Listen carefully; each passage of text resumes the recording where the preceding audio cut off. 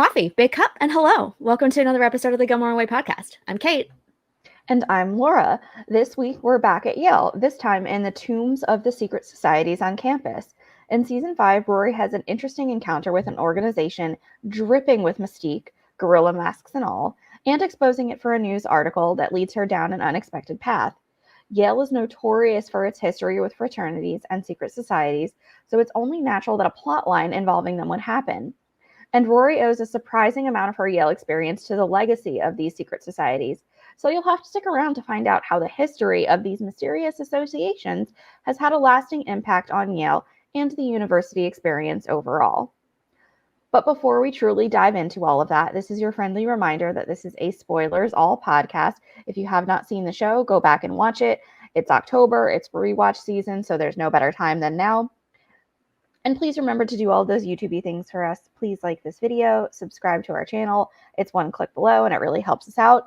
And if you have any thoughts on Yale, the Life and Death Brigade, or any secret societies that you may know about that you just want to comment on, share your thoughts in the box below. We'd love to hear what you have to say. Indeed. Another spoiler alert. I read David Allen Richards' Skull and Keys, which is an 832-page book about the history of secret societies at Yale. Mercifully, a lot of that is extensive notes and bibliography, but I think the text length is still over 500 pages. So I'm about to drop some serious knowledge about secret societies because it was chock full of so many cool details and tidbits that I wasn't expecting. So we will be quoting heavily from that. Richards is exactly my kind of nerd. He also has a whole book about the history of the Yale Library from 1626 to 2022, so I'm gonna need that. I am fully down the rabbit hole on this one, and my tinfoil hat has a big Y on it. Not gonna lie, it makes me want to start my own secret society. Most podcasts have a Patreon. Maybe we'll do a secret society instead. I think that would be a lot of fun. Yes, it definitely would. Since you have read this book, which from what I can tell was just like a chunky read, where would you like to really kick this episode off with? I think that the Life and Death Brigade really needs to be put into context with the other secret societies at Yale because it is so notorious for its history of these kinds of organizations. And there's no better place to start than ancient Greece. So, there have been secret societies throughout much of human civilization. Obviously, the ones that we know of for sure more or less date back to the Greco-Roman mystery cults. Those are some of the earliest known secret societies. Among them are the mystery cult of Demeter and Persephone at Eleusis near Athens, which persisted from Greek prehistory until 392 AD. The cult of the great gods at Samothrace, the cult of Isis, which the Greeks and Romans imported from Egypt following that country's conquest by Alexander the Great. And the most famous was the Eleusinian mysteries, which was the cult of the goddess of agriculture, Demeter, and her daughter Persephone. You may have heard of the myth of Persephone being kidnapped by Hades, which obviously pissed off Demeter, who appealed to Zeus for help. Zeus allowed her to return to the land of the living, but Persephone was required to spend half the year in the underworld because, according to the fates, there are rules to the underworld. So Demeter, in her sadness, neglects to nourish the earth for the months that Persephone is gone, only doing so when she returns until the process repeats again. These episodic periods became the winter and spring seasons, with the death and rebirth of Persephone being allegorical for the cycle of life and the experience of all beings. There were some other famous mystery cults as one of the branches of Hellenistic religion. And according to Richards, during the antebellum period, Greek eclipsed Roman as the model for the virtuous citizen, which inspired academics and students to adopt Greek ideas and study the language. You kind of see this if you've read The Secret History. You'll kind of understand the influence that this had at colleges and liberal arts institutions. It just sort of like has this hold and this mystique on academia and has influenced and inspired a lot of dark academia ideas and aesthetics that have been quite popular as of late. So to be Greek was to subscribe to notions of self-improvement through literature and oratory, to harken back to the ancients and ideals upon which Western civilization was founded. And then the other major inspiration for American secret societies was the Freemasons. Founding fathers like George Washington, James Monroe, Benjamin Franklin, John Hancock, and Paul Revere all counted themselves as members of the fraternal order. 13 of the 39 men who signed the U.S. Constitution were Masons.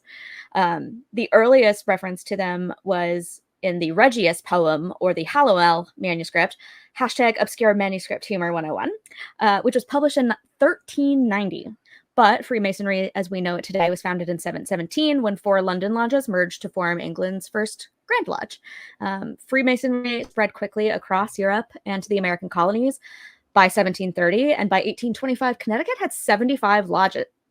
And the Connecticut Standing Religious Order was not happy about it. There was a lot of anti-Masonic sentiment in the U.S. around that time and over the next 150 years or so. But if you do get in, there were some pretty famous Masons. Mozart, Winston Churchill, Davy Crockett, Franklin D. Roosevelt, and John Wayne were apparently all Masons. So, and one of their symbols, the Eye of Providence, is on your money, thanks to probably Franklin D. Roosevelt, who chose it when they redesigned the dollar bill in 1934. So, some other types of secret societies flourished over the last 2,000 years, including the Knights Templar, which was a military order founded around 1118.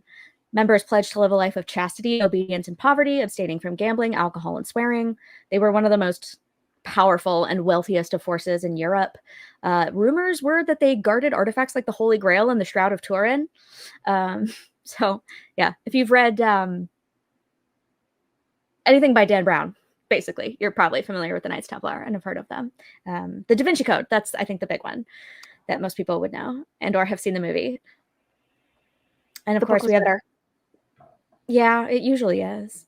Of course, we have the Illuminati, which was founded in Bavaria in 1776. The guy who founded it sought to cast aside organized religion in favor of illumination through reason. And he recruited heavily from the Masons, infiltrating their lodges in a quest to recruit some of the wealthiest and most influential men in Europe. And then there are other secret societies you may have heard of, like the Fenians, the Knights of Columbus, Knights of the Golden Circle, the KKK, the Molly Maguires, and the Order of the Star-Spangled Banner. So secret societies are generally the consequence of individuals coming together, usually men, because patriarchy. Drink. Patriarchy drinking game, alive and well. They were aiming to create social conditions for socialization. I can't talk already. Bodes well. To exercise their propensities for socializing, drinking, gambling, debating, whatever. Anything that was sort of inhibited by the community or wasn't really done publicly was usually the start of a secret society. So many of them are feared. People are kind of really obsessed with the idea of secret societies and wondering what they're all about. They're much examined subjects of sociology and anthropology. So they're very much in the public imagination, and they inspire sort of a weird mix of fear and scorn and intrigue in people. I think secrecy does that. But usually secrecy is a means to an end. It's not the fact that it's secret, but it allows people to operate in a way that they feel like they can be their truest and fullest selves. But especially in youth, there's a big taste for secrecy and for ceremony. You see a lot of young people gravitating towards it. And I'm like, whomst amongst us didn't have a secret club with our friends? I'll wait. Anyone? Like, I remember having one with a girl down the street, and she had one of those like playhouses out behind a shed, and that was our secret clubhouse. I was like, 7-year-old Kate was super cool. Yeah, I'm sure that was like just top tier elementary school livelihood. I mean, come on, but think about it. Like tree houses, forts, like this is my secret fort. You need a password to enter. I think that like those sorts of groups, even without us knowing really why or how or like, you know, the reasoning behind it, we were doing it early on because I think there's just that just general intrigue to like, this is exclusive to me and my best friend or to me and my other 5 friends. And like, you can't come in here unless like, again, you know the password or you're wearing the right color shirt that day, XYZ. But I think that it's just interesting to see how even from such a young age, we're intrinsically forming these sorts of groups. Right. The Mean Girls references run strong. There was one last week with the the Mean Girls in our video description as well. Check that out if you haven't watched our episode on the Puffs yet, because that was fun too. Speaking of secret societies, sororities, fraternities,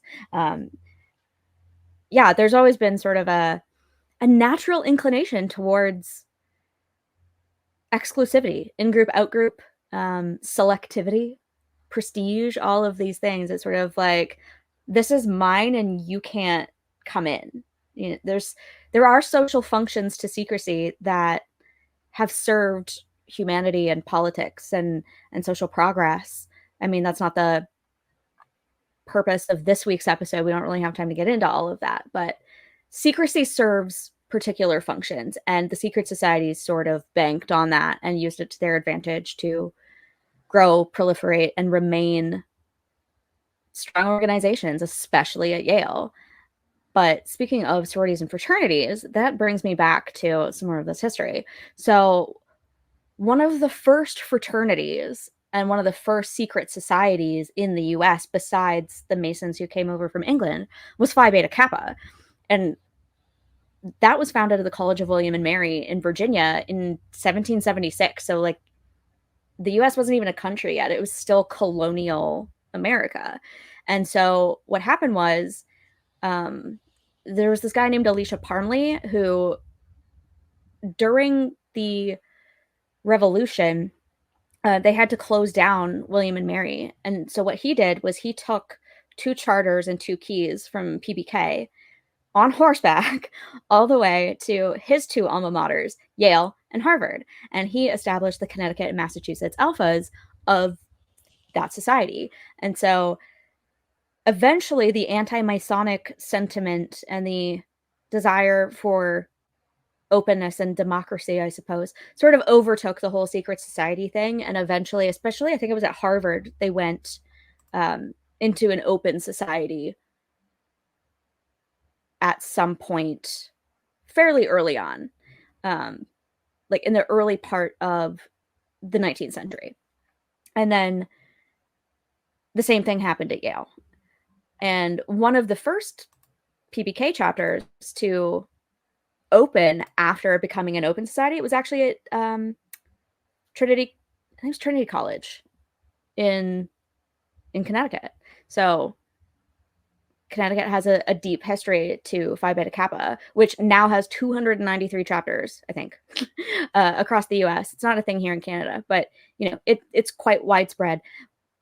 But there are only chapters at 10% of universities, and only roughly 10% of people in the liberal arts and sciences are inducted to each chapter. So it's a very small number of people on the whole. But, you know, it's part of this history and this tradition of a secret society formed for congeniality, the promotion of good friendship and fellowship, and the promotion of literature and debate and brotherhood, essentially. Because again, we were still in the time when like men and women didn't hang out, apparently. So anyway,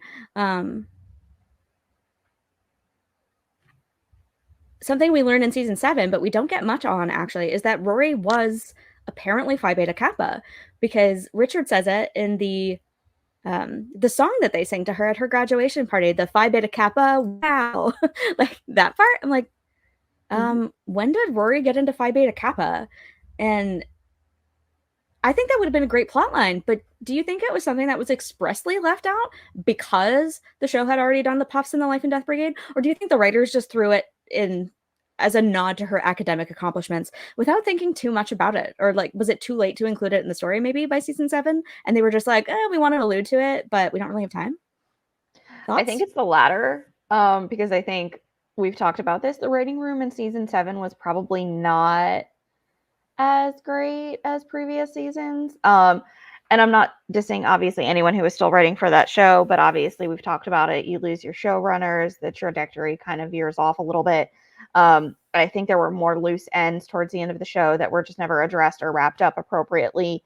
So my answer would be that I think they just obviously threw it in there as a line without really thinking, like, we never actually saw her engaging in any sort of those events or those groups. You know, if you're going to put her in a sorority, that's fine. I actually would have really enjoyed seeing Rory's, deep dive into that and getting her feet wet and what that would have been like for her. But don't bring it up and say, like, yeah, she was in this group and in this sorority. And then it's like, but we never saw that ever. You can't just drop that now and then not give us anything to follow up on it. Especially, again, because we're heading towards the end of the show. Even if we had gotten just a handful of scenes of her attending like mixers or formals or like philanthropic events, anything, but there was just none of that. So I just feel like it was just this giant, again, writing oversight where you're saying she was in a sorority and you're just like, wait, what, really? Was she? Well, Phi Beta Kappa only takes in seniors, as far as I know. So I think they're elected junior year for senior year. So we would have really only had season 7 to have her doing any of that. But another interesting thing that Phi Beta Kappa does is, visiting lectures and sort of almost like a mentorship with alumni. So it would have been really interesting to see that. And it almost would have been a fun callback to the Puffs if they had both Rory and Paris tapped for Phi Beta Kappa and had them sort of working that into Operation Finish Line. I would have loved to see that. Yeah, I agree. We didn't get enough of the Puffs. We didn't get enough of Francie and Lem and all of those wonderful girls. And again, I get that there are other characters who were just, getting more screen time for obvious reasons because you want to have an audience. But I almost would say, like, I would watch like a Puffs spinoff if that ever was even a thing. Like, all day, every day. Sign me up. Damn it, now I want that. Thank you for implanting that idea, because yeah, of course, just another Gilmore thing I won't get. You know what I mean? Okay, so returning to Yale, there's another book about Yale secret societies called Secrets of the Tomb by Alexandra Robbins, who is a member herself. David Allen Richards was also Skull and Bones, as was Alexandra Robbins.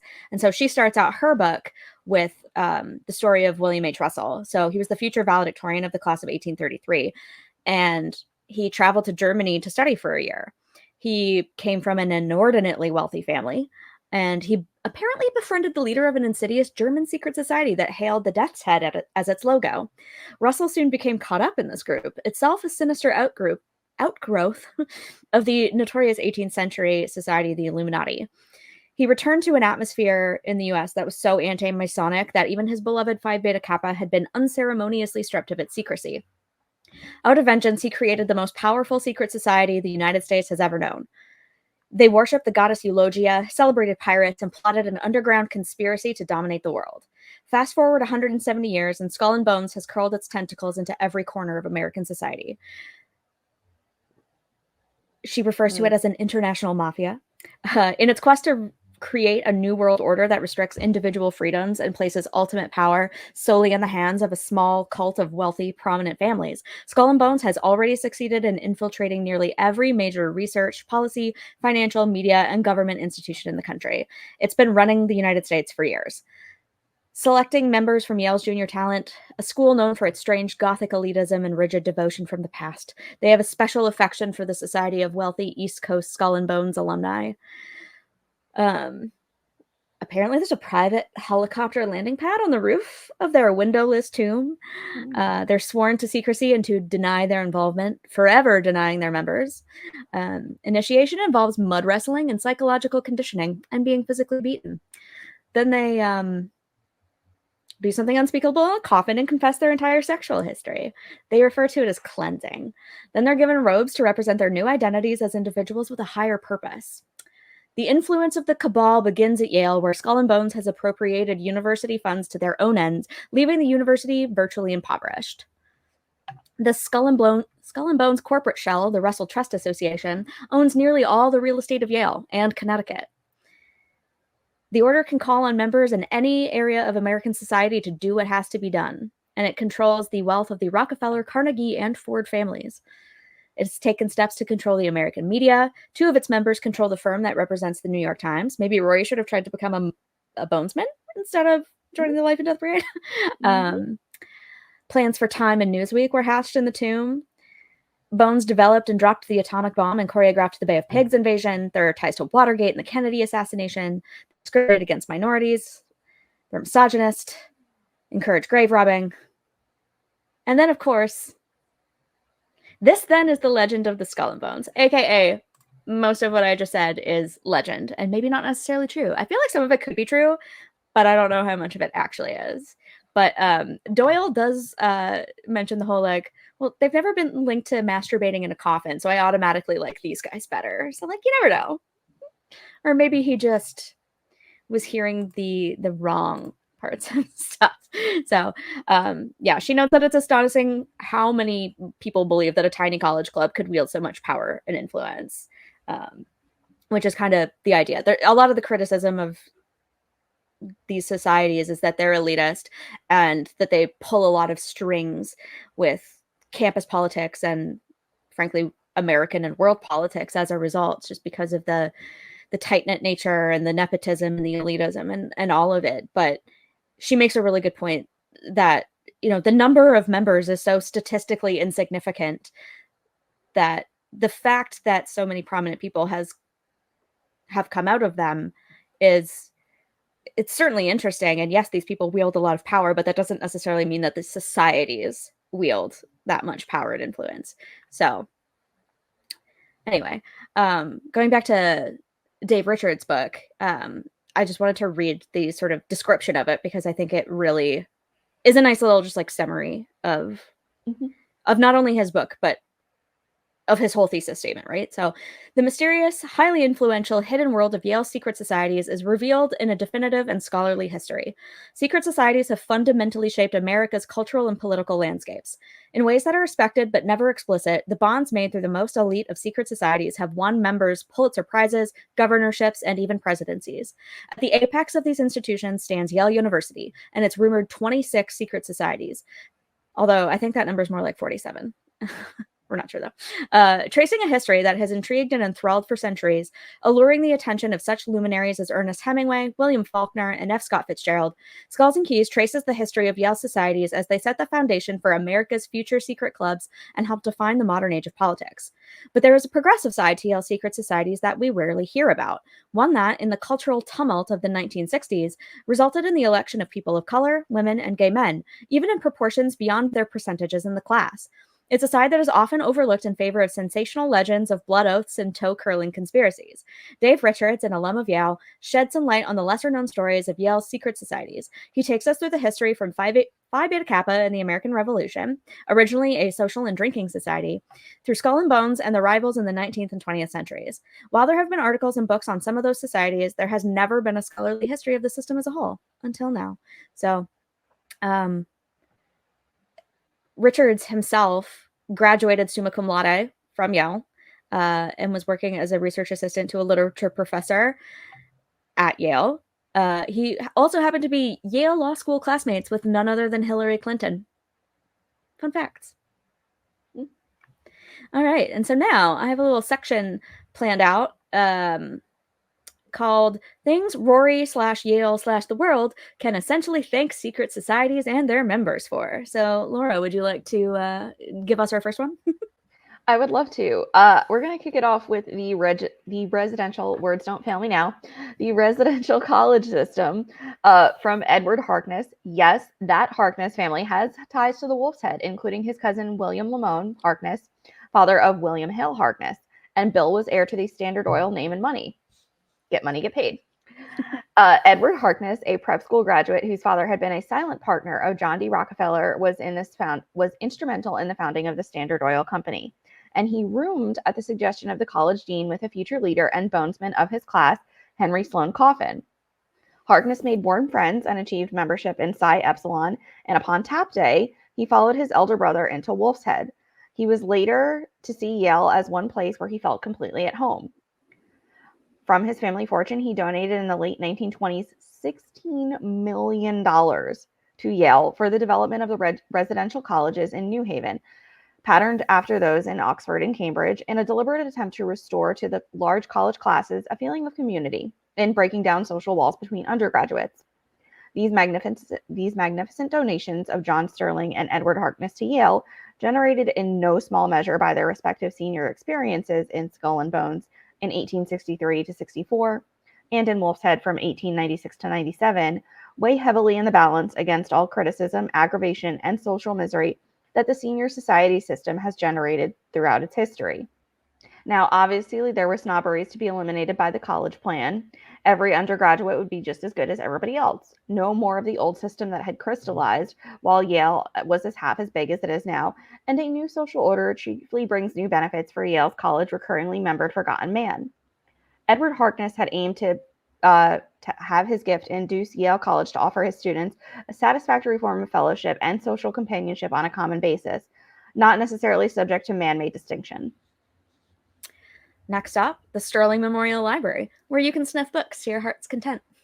John William Sterling, Bones 1864, was valedictorian of Columbia Law School in 1867, and in Yale College had been a member of the Brothers in Unity, which is a literary society, and a respected lightweight boxer, elected to Phi Beta Kappa with 5 other members of his Bones Club, and to Alpha Delta Phi, Rule Britannia.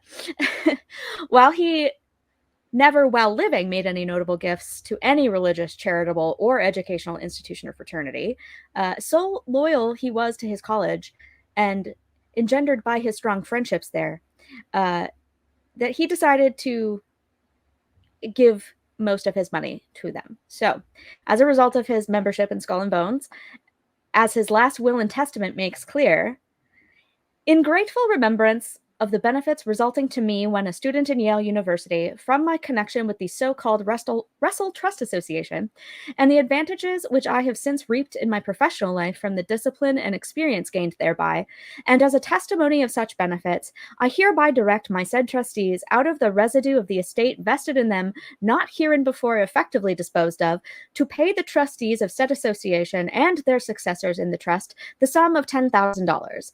And it is my wish, although I do not impose it as a condition or trust, that they will invest said sum and hold it for the purpose of applying the income to defray the annual expenses of the members of the said association while they are in the senior class of the academical department of Yale University, or in some way to provide for their comfort. A bequest of $10,000 made in 1918 would today be approximately $150,000. The more stunning news, however, was contained in the Times headline for this article. $15 million sterling bequest to Yale. A year later, it was determined that the lawyer's residuary estate, earned primarily from canny real estate investments, actually amounted to $18 million, which was in 2016 equivalent to about $285 million. Sterling's will required Yale to fund with his gift at least one enduring, useful, and architecturally beautiful building, which will constitute a fitting memorial of my gratitude to and affection for my alma mater, and to the erection of other fine and enduring buildings for the use of students. The main result was Sterling Memorial Library, but the bequest also funded the construction of the Sterling Law Quadrangle, the Sterling Hall of Graduate Studies, the Divinity School Quadrangle, the Sterling Hall of Medicine, and Trumbull College. We have personally been to Sterling Memorial Library, which is one of Rory's favorite places to study, and we can attest that it is in fact gorgeous and a fitting memorial to a man who did so much for Yale. Like, a lot of modern Yale comes from the bequests of Sterling and Harkness. So it's kind of wild. But the architect who designed all these structures was James Gamble Rogers, a member of Scroll and Keys in the club of 1889, having declined a Bones tap. To state it plainly, the major buildings on the modern Yale campus are the product of the financial munificence of a Bonesman and the architectural brilliance of a Keysman. This Sterling bequest, in all senses, was at the time the largest sum of money ever donated to an institution of higher learning. The new Yale, insofar it was the creation of Messrs. Sterling and Harkness, is the expression of the alumni mind. Now, the characteristic of the alumnus as such is that he is not so much interested in his university as an educational institution as he is in his university as the scene of his pleasant young manhood and the background of his oldest friendships. We also have to bow down to and thank and worship the foosball gods and the sports ball gods, because there were obviously some takeaways from that as well. Specifically, Yale's dominance in Ivy League football, thanks to Walter Camp, who basically invented gridiron as we know it. The Yale victory against Columbia in its first intercollegiate football match was the beginning of what would become, in terms of victories, the most successful college football program in the first century of that sport. This remarkable success was largely due to Walter Camp, who effectively created the American version of football that first became the dominant college sport and thus shaped the course of all intercollegiate athletics in America. A member of the class of the 1880 and Bones, Camp, while in captain in 1879, pioneered the technique of teammates guarding the ball by effectively running alongside him to interfere with tacklers, and as coach, he effectively invented signals, nonsense sentences, for calling plays.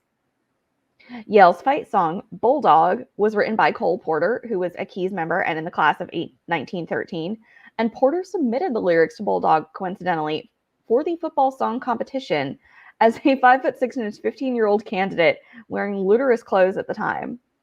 He didn't change much in his career as Yale, though, and barely passed his academic courses, but his musical talent, with over 300 compositions worked out on piano, kudos, sir, traveled through his college rooms, including football songs like Bingo Eli Yale and Bulldog, and his performances with the banjo, mandolin, and glee clubs together earned him social acclaim. He was elected not only to Delta Kappa Epsilon, but to the Whiffenpoofs, the Owen Johnson-founded Wigwam and Wrangler Debating Club, the Pundits, the Yale Dramatic Association, the University Club, and on Tap Day in 1912 to Scroll and Key. Next up, we have Time Magazine and much of its ensuing media empire.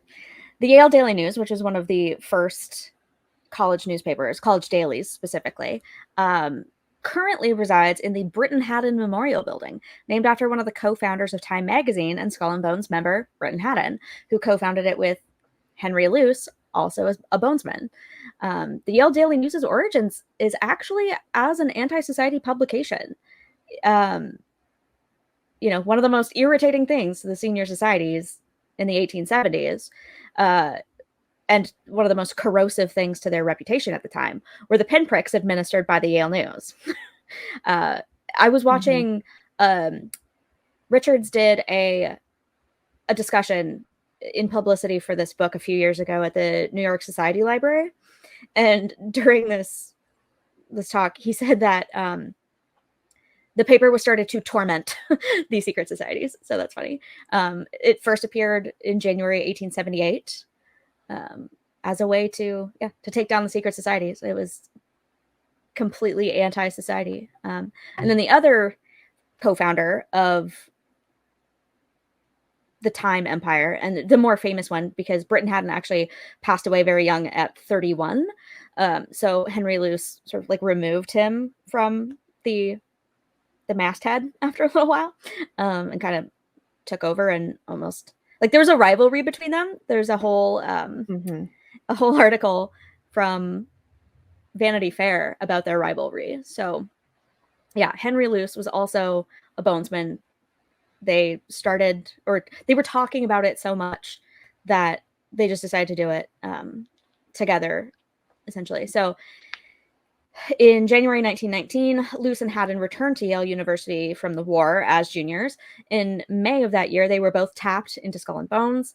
Nightly discussions of the concept of a news magazine led them at age 23 to quit their jobs in 1922. Later that same year, they partnered with Robert Livingston Johnson, another Yale classmate, to form Time Inc. So that's where we got Time, Life, Fortune, Sports Illustrated, and all of their spreading media empire conglomerate things. I'm pretty sure at one point Time and Warner merged, and Warner owns the WB. So there's a direct line from Skull and Bones and Henry Luce to Gilmore Girls through that. So love that. And then two other people who he must have put them in his book, but I didn't make a note of them until when I was listening to his talk at the NYSL. But Richards mentioned that both Bill Buckley and Bob Woodward were in secret societies. Buckley was a Bonesman, and Bob Woodward was Phi Gamma Delta and Book and Snake. So, two other Yale alumni who are mentioned frequently in Gilmore Girls also belong to these societies. Right on. Another notable name that I think a significant amount of people, especially if you're a parent, would know about, Benjamin Spock, who was the author of Baby and Child Care, and he was one of Keyes's 1924 acceptances. He was a varsity member and an Olympic champion oarsman, and he wrote that book, Baby and Child Care, which guided the upbringing of millions of infant Americans from the late 1940s through the decades that followed. Yep. So this was followed up by the Yale Center for British Art, and this center was established by a gift from Paul Mellon, who was a member of the Yale College class of 1929, of his British art collection to Yale in 1966, together with an endowment for operations of the center and funds for a building to house the artworks. Mellon graduated from the Choate School in 1925, where he wrote for the literary magazine. He then went on to graduate from Yale College, where he was a member of the Chi Psi fraternity, Scroll and Key, and served as vice chairman of the Yale Daily News. Another notable name, Patti Smith. And to Wolf's Head went Sam Wagstaff, who, after surviving Omaha Beach on D-Day, became a renowned American art curator and collector. His photography collection ended up being purchased by the Getty Museum, as well as the artistic mentor, benefactor, and companion of photographer Robert Mapplethorpe and poet punk rocker Miss Patti Smith.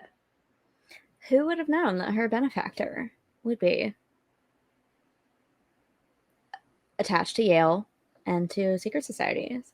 And I'm not sure if it was exactly the Yale Center for British Art, but we know from Let the Games Begin that Richard used to hit on women in art galleries with the frown, step back, wrinkle, and sigh. So, once again, direct line from Paul Mellon and his secret society to Richard and Emily to the Gilmore Girls.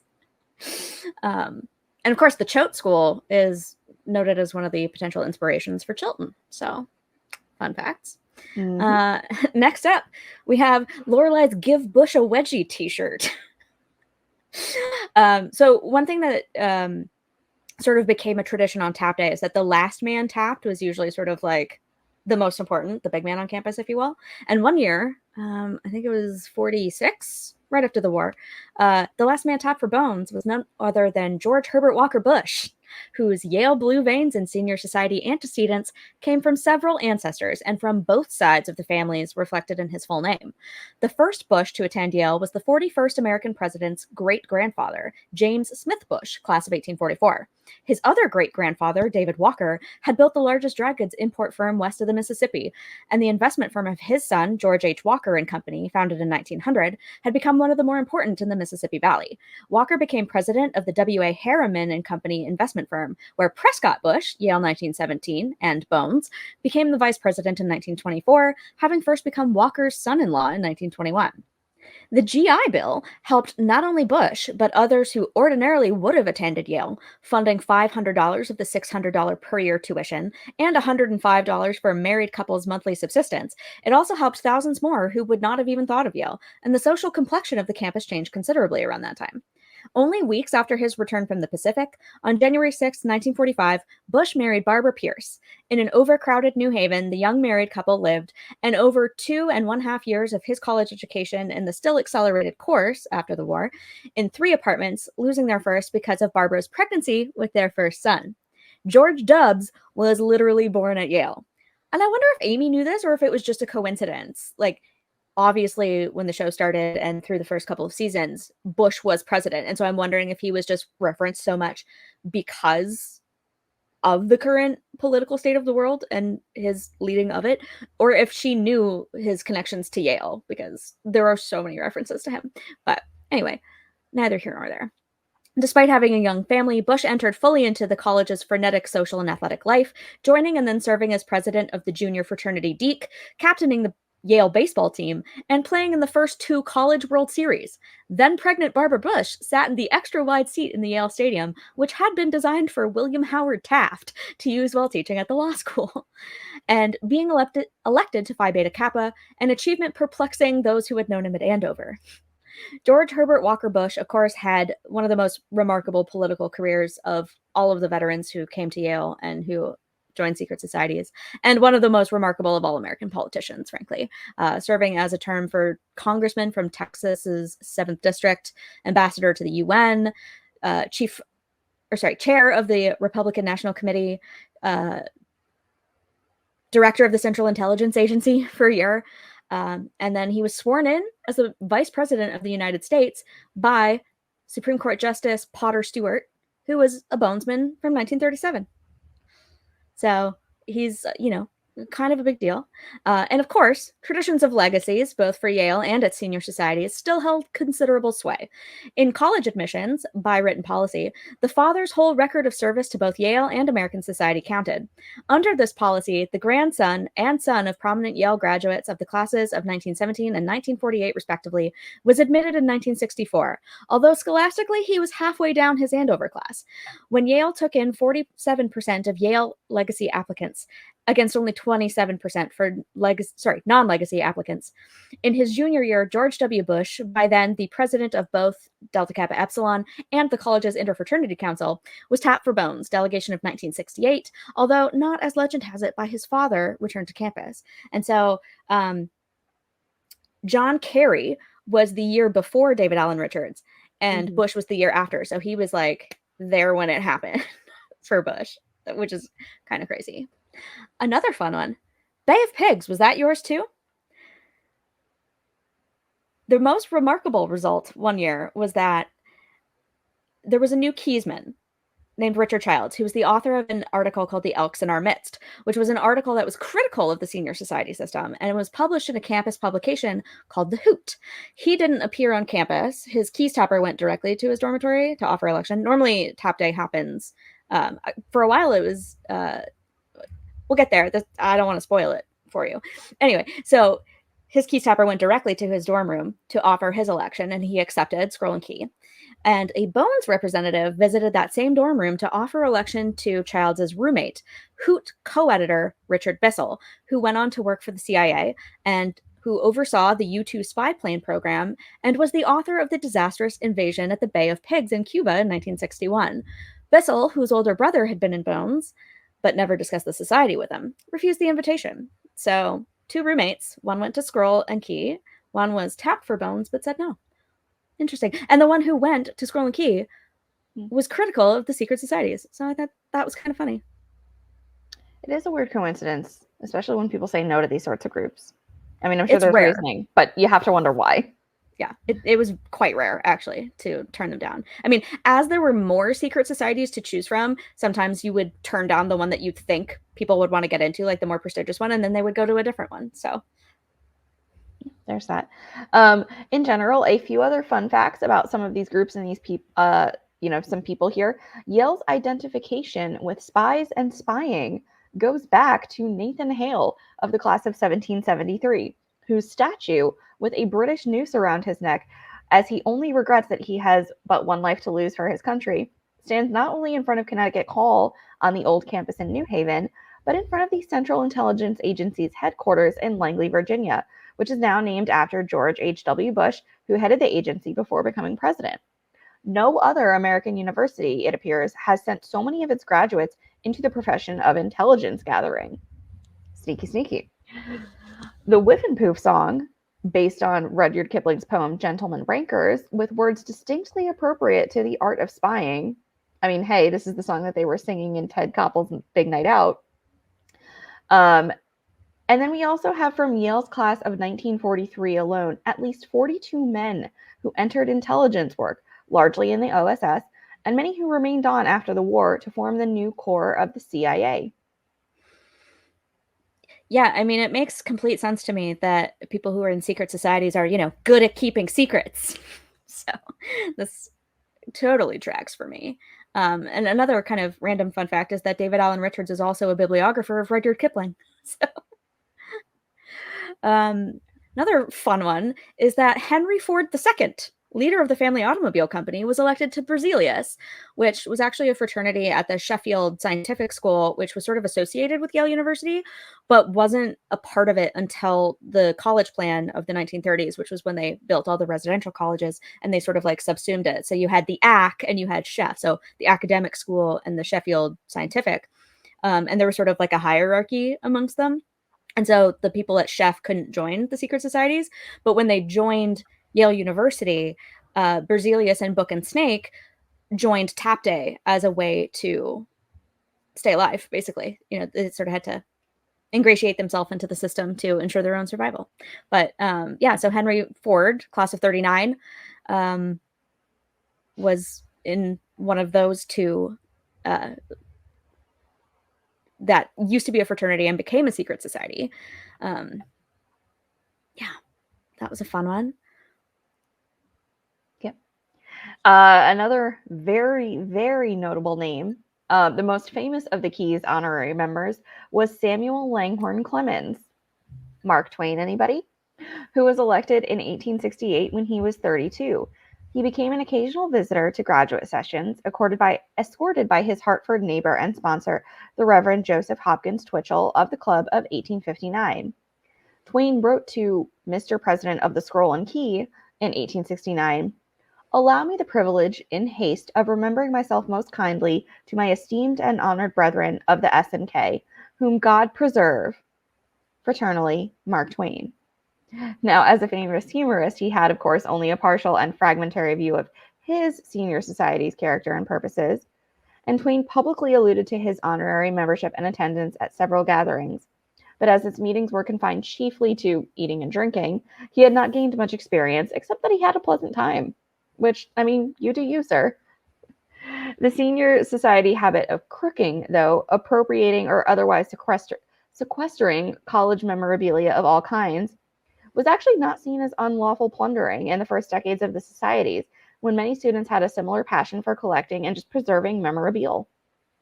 Yeah, I threw that one in there because I was like, does that sound familiar to anyone? Silver lighter sewing box. I thought it was funny that there was such a robust history of stealing things from, like, not only the secret society stealing stuff from each other, but other people stealing stuff from the secret societies and sort of hanging on to and preserving things like trophies and pennants and all of those things. And I thought it was interesting.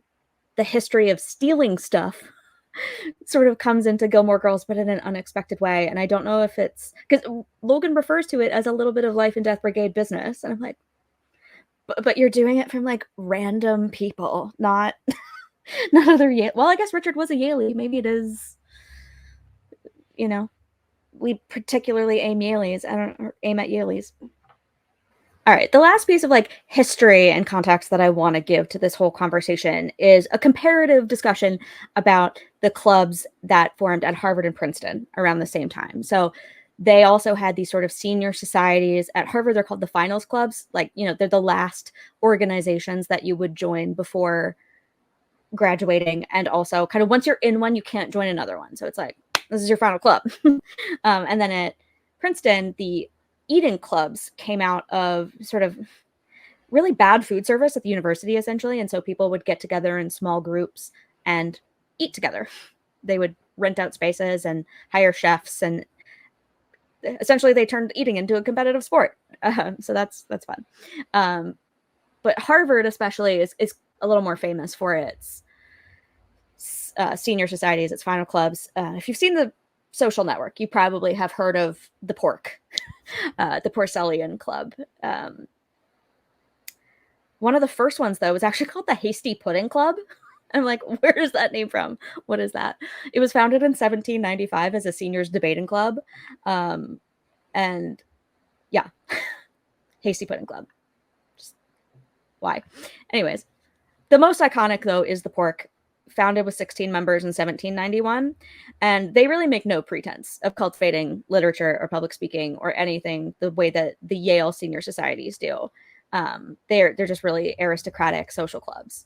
And yeah, so Richards makes the point that the social and intellectual intimacy and secret society success could theoretically have started anywhere, but it didn't. It started at Yale, which is, in his estimation, one of the most American and democratically spirited of schools.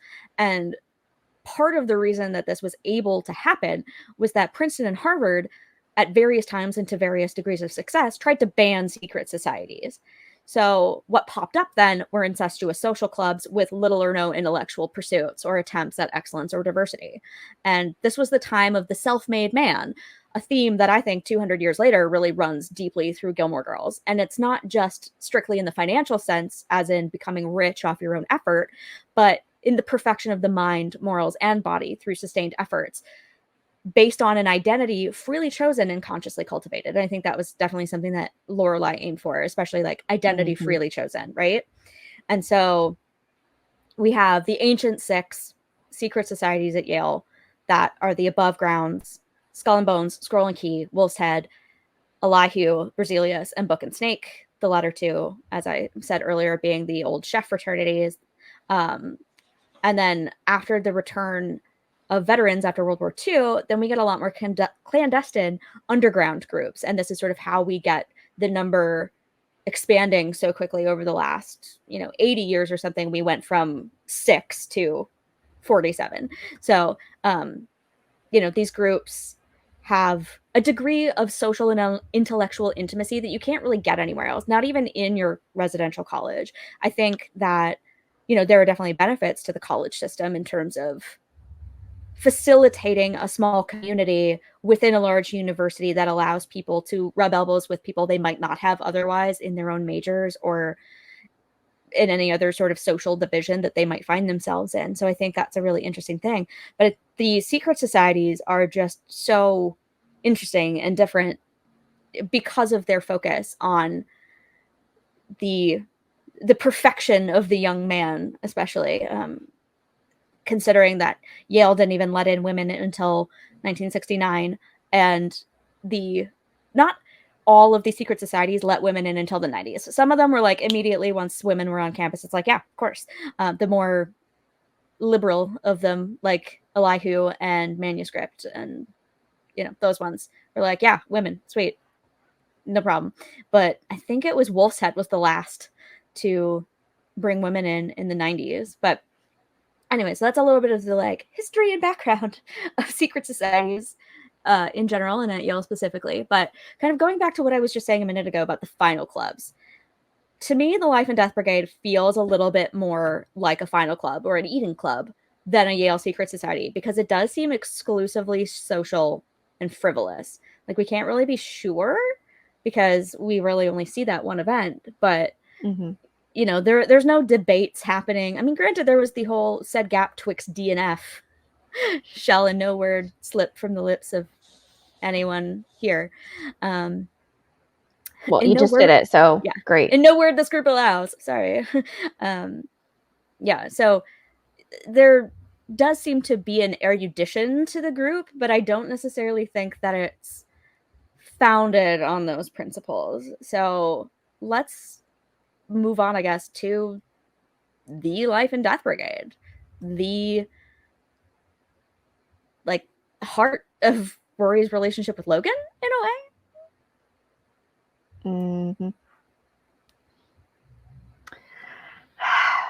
I mean, Team Jess all day, every day. I'm sorry. Like, get out. All right, fine. We hope you enjoyed this podcast. Peace. You came to listen to something about the Life and Death Brigade, and we didn't even make it there because we can't agree on Rory's best relationship. Yeah, well, one of these days I will show you the error of your ways. It's okay. We're just not there yet. These things take time.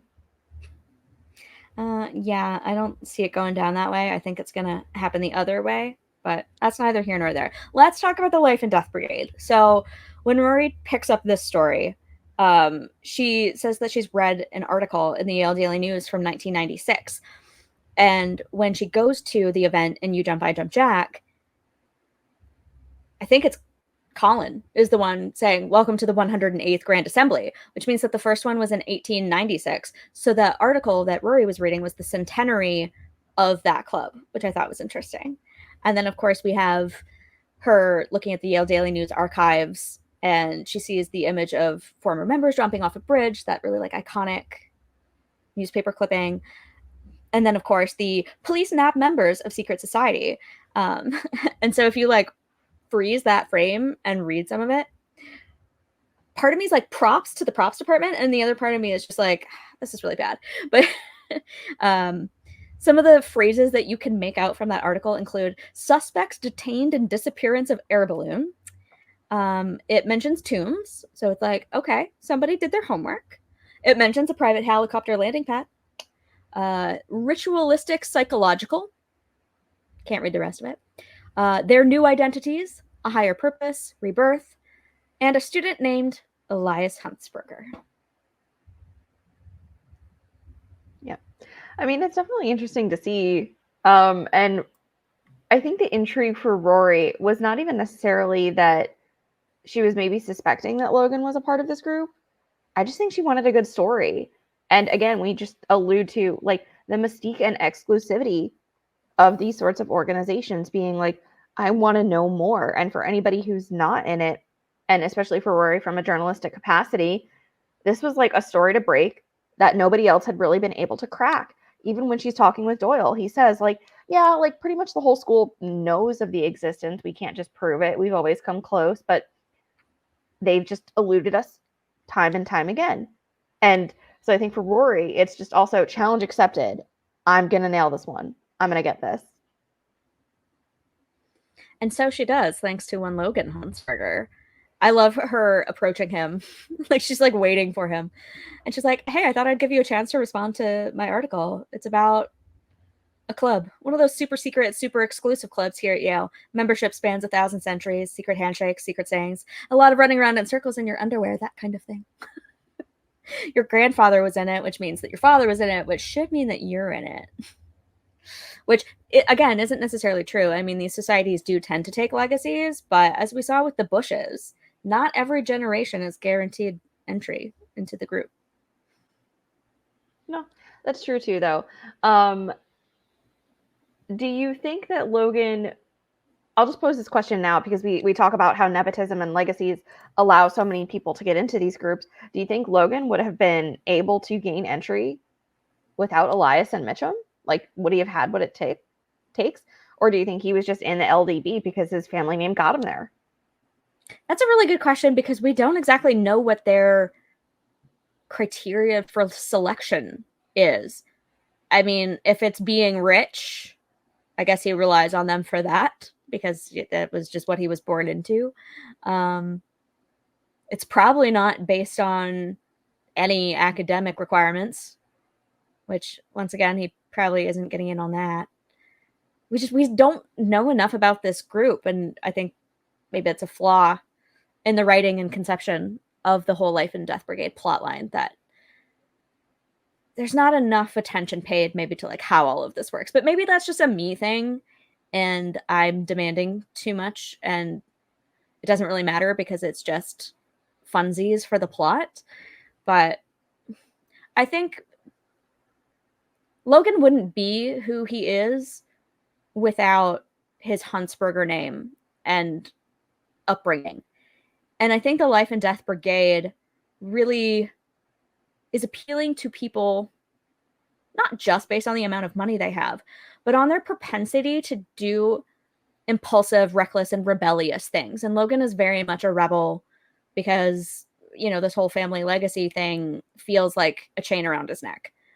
And I think the Life and Death Brigade is a way to blow off some steam and to express that rebellion in an organized way, which is interesting. Yeah. But why do you think so many students are drawn to these sorts of groups? Is it because they need that outlet for that rebellious nature? Is it because they're attending universities that are just so academically stringent and just like focused in and have their students dialed in on being academically successful that like the stress and the anxieties that can come from that lead them to need these sort of groups? Or is it just some kids are just going to wild out more than others? Like, why do you think there's that draw there? Is it maybe stemming from too much academic pressure? I think in a way you did hit the nail on the head there. We kind of alluded to this in our episode about the Puffs as well. These social groups being outlets and places of support and fun away from the pressures of academic striving and away from overbearing parents who are trying to control your life. It's a place where you can be yourself and discover your own identity and explore things that you might not otherwise be able to. Many of the secret societies at Yale historically have been centered around debating and extemporaneous speech, especially. Skull and Bones kind of pioneered that. And I think that's a reason you see so many politicians and very prominent people coming out of these groups, is because it sort of offers this training that you don't get from the regular curriculum. The extra curriculum gives them something that they can't get out of their regular academic experience. Especially Yale College was very much Episcopalian and a religious institution up until I think 1920 was when they finally got rid of mandatory chapel services. So in fairly recent history, all things considered,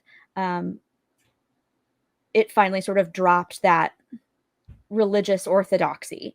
And so Skull and Bones arose as a place where men could get together to debate important topics of the day away from the prying eyes of the faculty and the existing authority structure within the university or college at the time and the church, just to have conversations and to make themselves better people who would be more likely to succeed in the world. And so they not only looked for people who were very accomplished, but they also engendered the ability for those people to go on to become even more accomplished. So that was sort of one function of these groups. But then you have the social side of it as well, where you have this deep bond of friendship and loyalty that extends beyond just your Yale years.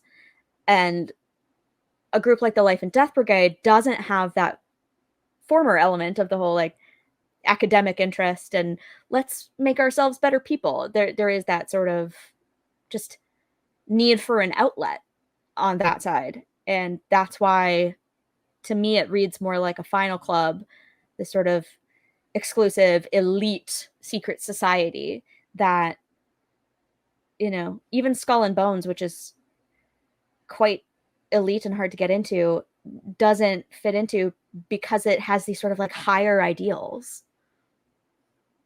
Yeah, that's fair. I would tend to agree that it definitely felt more like a funsy sort of club. It really wasn't as strict or as stringent as some of the other ones. I think they were just there for, again, socialization, food and drinks, and then just having that one big crazy event that we do at every single thing. Spoiler alert, it's actually not the paintball guns. We're about to like take it to the next level. But before we get to talking about what went down at that particular event, let's just rewind a little bit to how Rory even got into this group to begin with. Obviously, we know it's because of Logan and her kind of having that connection there. But talk to me about the lead up to it. Logan a little being like just being coy about it, and then her eventually getting kidnapped and blindfolded and brought to this event. What did you think about all that? I love that. She's sitting at her desk and suddenly she gets an envelope through her window being like, put this on and meet us in the vestibule. And then she gets, like you said, kidnapped and taken in a car to an undisclosed location in the woods, and then sees this whole spread of like a weird camp that has like vibes of colonial Africa, which is a little concerning and problematic. um, yeah, I love the whole setup of it with her approaching him, like I said, outside, hunting him down, saying that like, well, if you're not going to talk to me, I'll just follow you around and like wait for you to stumble onto an event and I'll just get my story that way. But then he agrees to let her come. He twists some arms, shall we say, to get her to come to the event, and she just ends up in the most bizarro place ever. Yeah, what did you think of the whole thing? I think that if it was me, I would have been like, ooh, tense bugs outdoors. I'm out. But you're right. Like Madeline in the second episode, where she's like, twigs, bugs, spiders, bye. Out of here, please. Yeah. Yeah, she was onto something there. It was obviously a nice enough glamping setup that I think Rory was like, okay, I can manage this. And she even says, like, you know, Logan says to her, like, I'm sure this is not what you thought. You probably thought that it was going to be a little bit more rustic. So I think she's willing to go along with it in that regard. I think the antics of like Colin and Finn and just we can't, use a certain vowel within our sentences. It's just like, okay. You're starting to see like a really just quirky, fun aspects to this group before you even know what those next events are going to be. But this is where I feel like it was just we need to get away from school. We need to distance ourselves from that sort of pressure and just really have like a weekend socialization outlet. Granted, it's in the middle of the Connecticut woods for all we know. But I actually really enjoyed it. And I think that it was something that I would want to attend or just at least get to experience for myself. I think Logan was very good about just not disclosing enough. And I think that was key there in terms of I'm not just going to tell you everything that's going to happen. I'm going to let you experience this weekend for yourself and let it unfold. So you're not just writing this story from a third party perspective. You're actually going to be living it and experiencing it too, which I think was just, God, this leaves such a bad taste in my mouth. But I like that Logan did that. Step into my web. Yeah, I was rewatching this episode earlier and I was like, my God, I love Logan. He's so good in these episodes. He's so charming and sly and witty, and it's just so much fun to watch. I think this was like a really pivotal thing for this whole show. I just love it. Yep.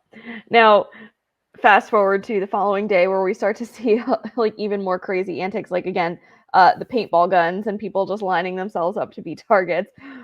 Do you think like, okay, you're starting to take it a step too far now because it's actually really dangerous and hazardous? Was it more in line with what you expect from a group like the Life and Death Brigade? Like, or did you feel like we're starting to tip the scales as if this is too much? Like, what did you think about that choice of activity? I mean, again, it is stupid. At least I had mats, which Finn somehow managed to miss. But it's still pretty, like, inoffensive, if that's the right word. Like, it could have been worse. And I think part of it is that we're on the WB. This is a family-friendly network. We can't really have anything that's too risque. And so I think the whole, like, human skeet shooting thing is one of those things that's like just dumb enough without tipping the scales over into we can't put this on television for teenagers. So, like, in a way it's fun. Like, it would not surprise me at all that teenage and young adult guys are like, you know what would be fun? Jumping off a trampoline and being shot at by paintball guns while wearing tuxedos. Yeah, yeah. I'm not here to like be too gender specific, but that tracks for the Yeah. male species. You see the women sort of lounging on picnic blankets and being carted around in carriages for like palanquin polo or whatever, you know what I mean? And I didn't see anyone in a ball gown jumping in the line of fire for the paintball guns. Yeah, but that's an interesting thing, and it's another thing that makes me think that this is more like a final club than a secret society, is the number of people involved. I mean, granted, Pork is still pretty small, and I don't know what the others' numbers look like. It's very exclusive still, but there were a lot of people at this event, and so it makes me think that it's not simply a senior society, and it's not limited to the traditional 15 to 16 taps each year, because it seems like there's people of all different class levels. Like, Logan's not a senior. He should be, but he took off for a year to sail the boat to Fiji, and we all know how that turned out. But yeah, so it's sort of a wider ranging social club than your typical Harvard Final Club or your Yale Secret Society. So I thought that was kind of an It is, but then interesting thing. it poses the question, is this only legacy based? Or if they're outsourcing from the pool of students at Yale who necessarily don't have previous family members that have been in this club, what are their, I guess, like credentials that they require, so to say, for you to gain entry? Like, if you had to peg like what the LDB is looking for, how would you define it? Oh, it's such a tough one. Again, It probably is aimed at the elite, which again, Yale is very much an elite college. And so you're already picking from a particular demographic pool of people that tend to have access to resources and wealth to get them there in the first place. So, there are plenty of people who come from that prep school background, families with money. So you're going to get those. But also, that kind of leads me to another question I have that feeds into this idea. After the event, Rory's, talking to her mom on the phone, and she gets a knock on her door, and she goes out to find a bottle of champagne, a gorilla mask, and her camera with the photos on it. And I'm wondering, do you think that's her getting tapped? Do you think that's her being officially invited to join this group? And if so, does that open up the concept or the conditions for entry into this group to kind of whoever they like socially and whoever has the right spirit, shall we say? Yeah, I think it definitely was her being tapped. Obviously, I think there's too much being laid out on the table there, pun intended, in that moment for them to just be like, we're not going to put this in front of you and then say, like, you don't have a place. I think it probably also stems from how much she has already seen and the fact that they know that she's probably obviously going to be writing on it and reporting on it. So it's like, you're already in so much already. Why not just make it official? So I think there was definitely that. Um, I think she appreciated it for what it was because I think she was starting to realize, what Logan alludes to. You've got to live your life, and every second that you're not jumping off a 7-story foot pillar is just 1 second that you haven't lived. I think he's starting to bring things out in her with her being tapped into this club that she wasn't even realizing in herself. And it was starting to allow her to have these really great experiences. My skin's crawling. I'm fine. It makes you so uncomfortable to compliment Logan ever. Yes, it does. Yes, it does. And I just love it. But yeah, it's a really good point. I think that was a big part of secret societies, and their entire idea and conception was, we want to give you experiences you might not otherwise get from what the school has to offer. So we're going to do cool things that go above and beyond. And I think this club is an example of, we're going to give you memories so wild that like nobody could even dream this stuff up. This is a fantasy world for us to live out our most rebellious proclivities. And it brought out a side of good girl, shiny halo Rory that I don't even think she knew was dormant inside of her.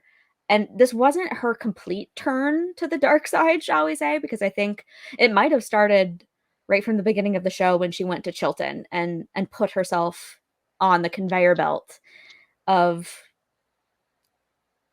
Ivy League success and elitism in that way, and her reconnection with her grandparents.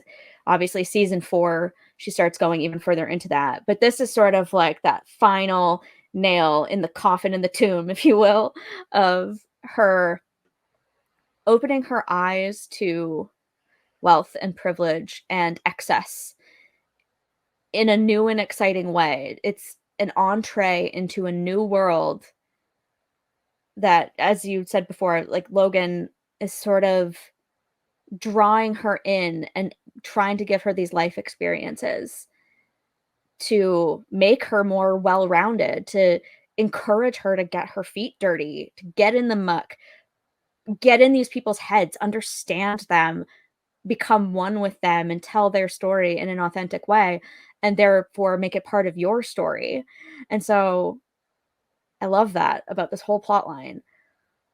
And part of me does think that was her being tapped, but the other part of me is like, she never really does anything else with them again. She's overhearing some of their conversations about, you know, their base jumping in Costa Rica, but she doesn't partake. We never see another large scale event again. I mean, part of that is probably just the show budget and us having to exist in the real world and not always being able to lean into that. But we also have Marty referencing it when Anna takes off and Rory's complaining about Logan, and he's like, oh, come on. Like, attention like that from guys like Logan is like being tapped. You're in, you know?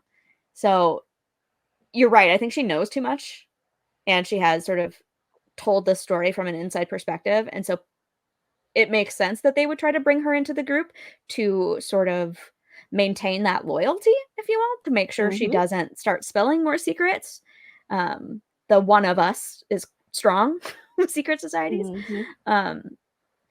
But she also doesn't really continue to participate in the same way that Logan does. And so part of me is like, she's in, but she's not in. Yeah, I mean, who knows? Maybe I'm sure there was some sort of expectation from their members to partake in a certain amount of activities. You can't just say, like, yeah, I'm here, but then you never show up to anything.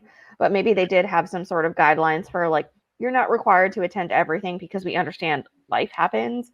So as long as you can meet a sort of, quota in terms of what you are attending or participating in or giving back to this organization, maybe Rory was just, meeting that but not going above and beyond, where maybe there are members of these groups that just make it they're all in, and their life and their livelihood, and others don't. Yeah, and we never see the rest of the LDB again either. Like, there were so many people at that event, and we only ever get Colin, Finn, a little bit of Robert. We had a bit of Stephanie, and then we have Juliet and Rosemary. And that's kind of it. Even when they're planning the Costa Rica thing, it's just like those 3 or 4 guys being like, we're going to Costa Rica. We don't hear any stories about really anybody else going. And so I'm like, why is this event different? And how does all of this work? Do you not always include everyone? Were random people invited to that? Was it alumni? What's the deal? But none of it's ever explained. Yeah. Just added to the list of things that we needed but never got, and we probably never will, because I get that there's not time enough in every episode and in every season for everything, but I will just add it to the list of, like, ways that you missed the mark, where you could have at least given us, like, a few more nuggets or a few more crumbs. Yeah, maybe it's just my personal preferences for the kind of storylines I would have wanted to see. And I know that this is a show so much about family and mother and daughter and small town quirkiness, that to go kind of full on into the elite secret societies of Yale would have been a tonal pivot that the writers probably weren't interested in. But like you said, we just got breadcrumbs. And as someone who's really into this kind of media and was in a secret society myself, again, see last week's episode if you haven't already for my sorority, if you will. I just myself have an allure to these things. I'm drawn to stories that go a little more into detail on this and get into the psyches of why we do this, as opposed to just the constant rehashing of Lorelai and Emily fighting. It's just a me thing, I guess, but no, I'm sure there are others within the fandom who would share the sentiment that sometimes you get too much of one thing and not enough of another. Yeah, I would have easily traded all of Lorelai and Christopher for a whole, like, Rory, Life and Death Brigade, Phi Beta Kappa storyline. Just can Lorelai story entirely and give me all of the Yale. Give me Paris in a secret society, which I guess is another question I want to ask you. Why do you think Paris never joined a sorority or tried to get tapped into a secret society? She clearly has a drive for excellence and notoriety, and she, of all people, would know that these are the kinds of organizations that would help catapult her to prominence. So why do you think we never get a storyline about her? Like, because we have her going after the Chilton Puffs because of her family legacy.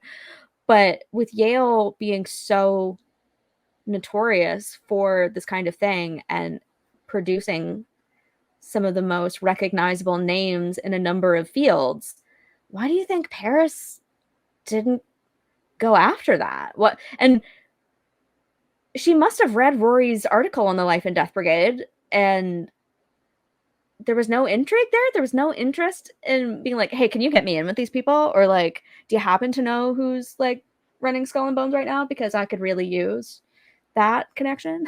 Like, any thoughts about the lack of that storyline.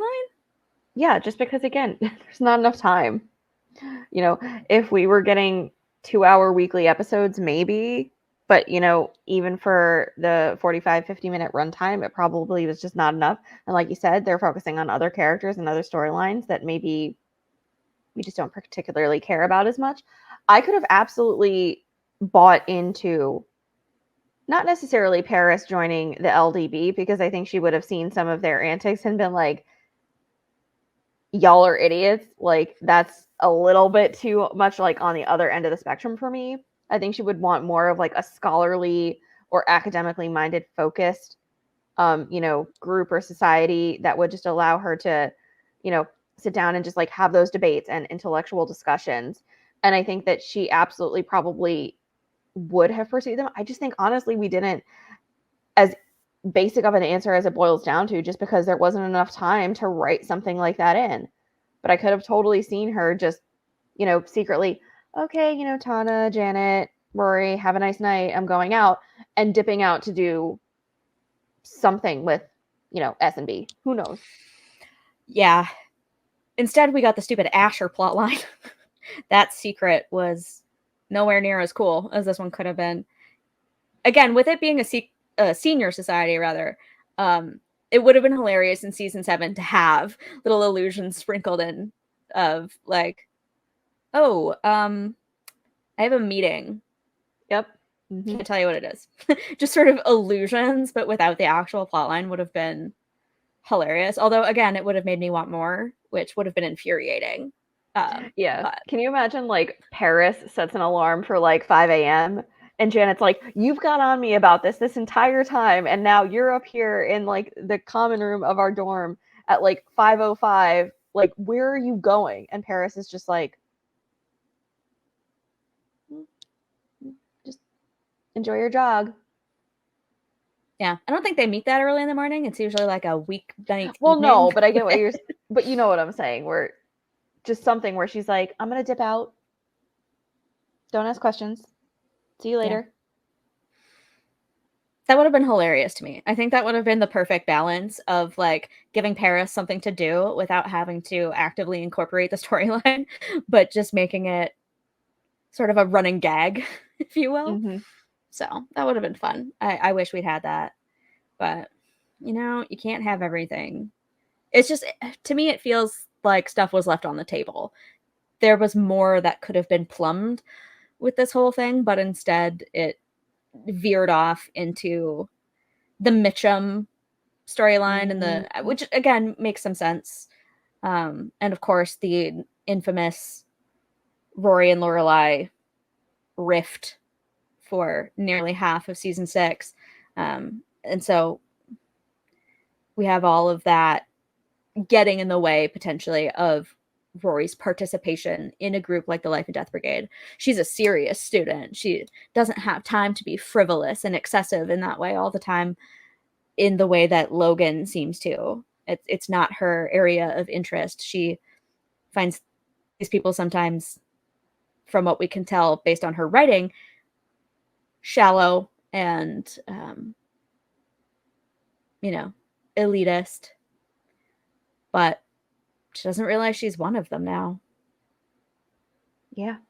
Yeah, I agree. Maybe again, if we ever get Revival 2.0, just give me like just one question answered out of 100 at this point in time. I would take anything more that we can get. I doubt it, because we got them in the first Revival for one of my favorite scenes. I know, but don't tell me you don't still want more. Well, of course I do, but now these people are in their 30s, and there was already a lot of criticism for their inclusion in the first Revival, because people are like, these guys are 32, what are they doing? Like, doing driving practice off a roof in Stars Hollow and breaking into Dosey's Market to, you know, shoot dollar bills all over the place, and, you know, going to a tango club in the middle of the night. You know, these are supposed to be grown men and Rory. They're still acting out and rebelling and not taking things seriously. And, you know, it was this whole long sequence in a 90-minute episode that some people felt could have been used better. I personally loved it because I feel like Rory needed that nostalgia and a little bit of that like kick in the pants to be like, these guys are still stuck in that phase of life, and I no longer have that luxury. And it's almost like her 32-year-old version of why did you drop out of Yale? You know, just seeing this and being reminded of the whole thing and being like, I can't do this anymore. I'm not at Yale anymore. I need to take my future more seriously. And I think it was meant to represent a goodbye to her petulant youth as she takes a step into motherhood. And it literally is the transition for her because, I mean, I think it's pretty clear that that's the time that she gets pregnant, which is fitting, I guess, that's how that resulted. It's meant to be a whole So Long London, as we talked about in our Taylor Swift episode, but now she's kind of tied to him and all of that forever with a shared child. So I loved it. And I also believe I've mentioned this before, but I was a big fan of Across the Universe when it came out, and I love that rendition of that song. And I thought that whole sequence was so much fun. Now she's up on Netflix and she's got the money to work within the budget, and she could do something fun and bright and fantastical. And I personally like the way she chose to do it in Fall with that. And I have my issues with it, but the wedding sequence was a lot of fun as well. So like I appreciated the inclusion of that in the revival. But like I said, with these people being 40 now as we enter 2024, or as we're in 2024, their focus on their university secret society is no longer the focus of anything. Their friendship endures, but I don't think we're going to get any further answers. We would have to have a spin-off or a prequel or something to engage with the Life and Death Brigade plotline more fulsomely. And part of me is like, that feels entirely up Amy Sherman Palladino's alley. But the other part of me is like, she will never touch that. So I don't know how to feel about it, but I don't think we're getting anything more unless she takes the plunge to a complete spin-off Windward Circle style, except following Finn. Give it to me. I need it now. Yeah, I mean, come on. I think anyone who's in this fandom would probably, sign their name on that docket to have that any day. I agree that we're probably not going to get all the answers that we want to. I just selfishly want them. But I think you do make an excellent point about that, those events within the revival kind of just being like the kick in the butt that Rory needed to like, girl, wake up. Like, you are in your 30s now. Like, frivolity is okay, like every once in a while, but you can't just dip back into this and have that be just kind of like your everyday sort of mindset. You need to be on that career path now. You need to like get an actual job that's not working for Naomi that never pays you. You need to wake up. As much as it was unexpected, I feel like her pregnancy is also just, again, like it's just the universe kind of just being like, psh, psh, like get it together, because you have a child now that you are going to be responsible for. That is a significant financial burden. But yeah, I wanted to echo, I think you make an excellent point there about that just being a really much needed wake up call for Rory. Yeah. Speaking of characters who might have, could have, should have been in secret societies, do you think Richard maybe ever was in a secret society? Yeah. Yeah, I think he would have been. I feel like Richard would have been very good at the secrecy aspect of things. And I think that translates into maybe how he approached, his career path and his business aspect of things, like confidentiality agreements, like closed business deals that need to, non-disclosure agreements. I think it would have lended itself well to his, post-collegiate life in terms of the field that he gets into. So I think he definitely would have been, and maybe we don't even see him talking about it because he's still just maintaining that secrecy decades later. Because shh, it's a secret. Yeah, like, Rory, come into the study. I have something to tell you. But shh, like, but yeah, I could have definitely seen him being in one of those groups. I don't think it would have been the Life and Death Brigade. I think he would have been more in line pursuing a group like what we said with Paris, maybe something that's a little bit more academic focused. Maybe something that's a little bit more like business and scholarly, since it seems like that was, obviously the field that he was heading into. But yeah, I could have 1,000% seen him in some sort of Yale secret society. What do you think? Yeah, I could see Paris going to Skull and Bones, and I could see Richard maybe going to Scroll and Key. I think he might want to follow the footsteps of that. We do know that he was in a fraternity. We see him wearing a pin in Ted Koppel's Big Night Out, and he mentions it in Let the Games Begin when he's talking about sort of his history with Emily. And he's like, when you showed up at my fraternity house in that blue dress, I had no choice. So we know he lived in a fraternity house. My headcanon is that he was an Alpha Delt, which is the house I was closest with when I was at UBC. It sucks. They picked me to be a Rush hostess the year that Panhellenic said that y'all can't be like, you can't have any involvement in fraternity Rush. So of course I get picked, and then they say I'm not allowed. I'm not still salty about that 10 years later. Anyway, so yeah, I'd like to think that he was an Alpha Delt, which is one of the first fraternities. I think it was Psi Upsilon and Deke and Alpha Delt were all sort of right around the same time. Alpha Delt was founded in 1832, which I think was the same year as Keys, or sorry, not the Keys, Bones. So right around that same time, the social fraternities were also cropping up. So I think Deke and Psi U were before that, but I like to think he was in that one. So, yeah. And we also have him in the Whiffenpoofs. So he was already involved in some of these other social groups. But I also feel like when she wrote the article about the Life and Death Brigade, that would have been the perfect opportunity for an admission from Richard and a bonding moment for them over that. And so part of me thinks maybe he wasn't. I think he might have been a good candidate for something like Scroll and Key, but I don't know that he ever did it, which again is sort of an oversight and a missed opportunity for a little interesting piece of Gilmore family lore. Yeah, now you make an excellent point. Just add to the list of questions we need to ask Amy one day. Just need some headcanon answered, apparently. Totally.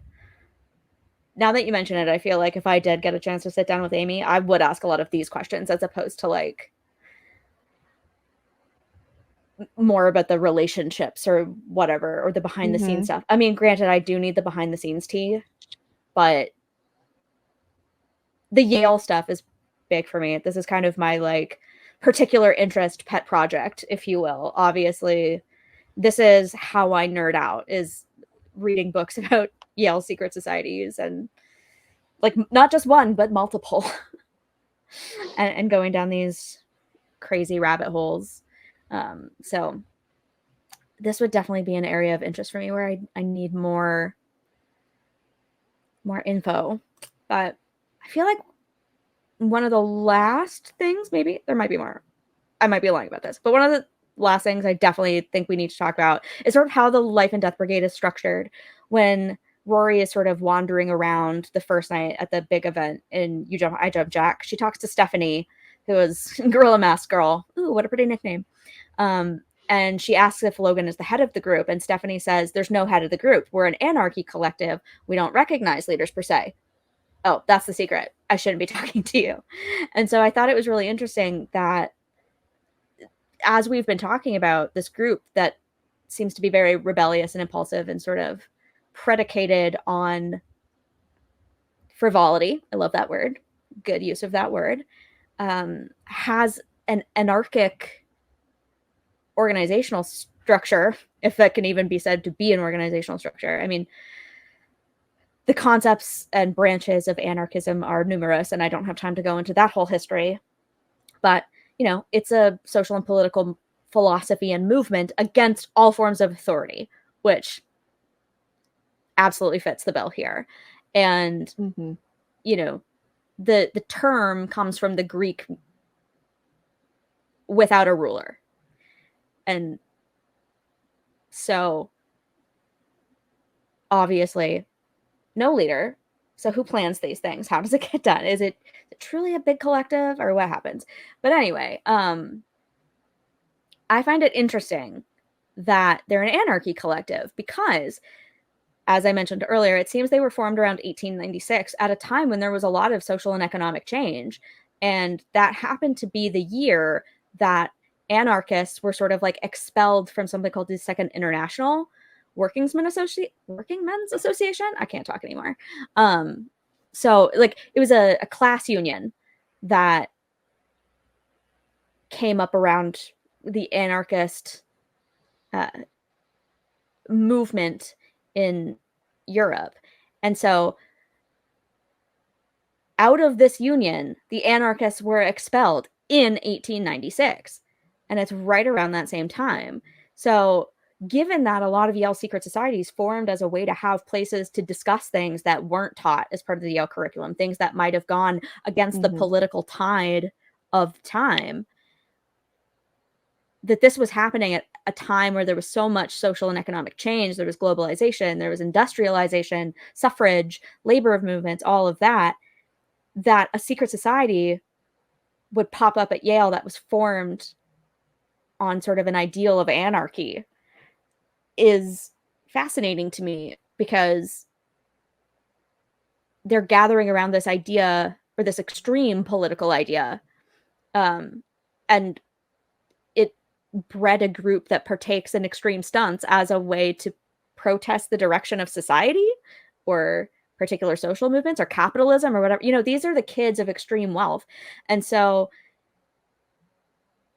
in a way, it's almost like them rebelling against the capitalism that made them. Especially Logan, you know, Logan bucks against the idea of his father's control and the family legacy and the silver spoon.